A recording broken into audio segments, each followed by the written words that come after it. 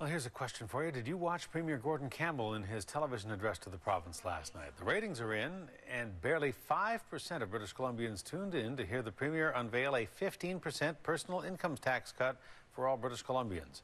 It is a move intended to boost his sagging approval ratings, but critics are calling the tax cuts lousy fiscal policy, and they want to know how he intends to pay for it. Our legislature reporter Shachi Kurl has more on the speech and the reaction. Did you watch the Premier's speech last night? I didn't. No, I didn't either. Good evening.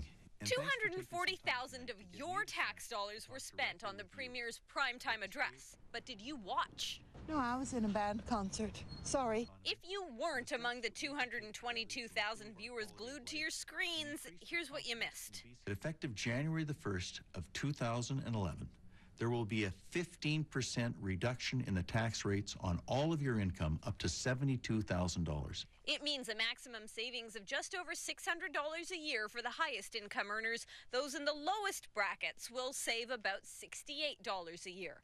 Calculating how much that offsets all the harmonized sales tax you're paying is more difficult, but Campbell says it's the middle class who will benefit most. They feel like they're working paycheck to paycheck, and this gives them a chance to keep more of their paycheck, and their take-home pay will increase.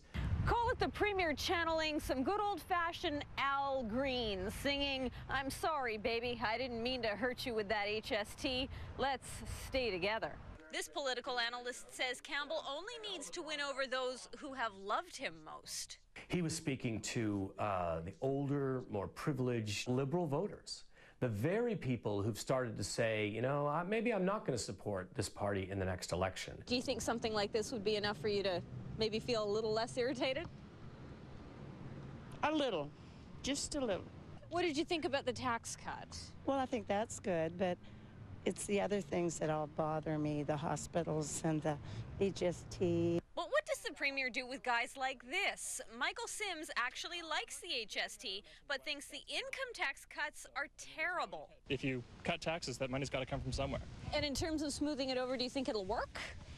Well, it depends. I kind of think it's sort of a last-ditch effort. Reducing income taxes will strip government coffers of $568 million in the first year alone. In the short term, it will be drawn from a $2 billion pot of extra coin the finance minister told us we had kicking around back in September. But what then, asks the opposition leader. What does this do to the budget? What does this do to our fragile economy? What does it do to the deficit? What programs will have to be cut to cover off this tax cut? With this move, Campbell's going back to the playbook from the glory days of his 2001 election win, when he cut personal income taxes by a whopping 25%. But did he fix his HST problem last night? Should we have consulted you more? I sure would have liked to. The Premier, a political veteran, knows if you're not winning the argument, try talking about something else. In Victoria, Shachi Kurl, A News.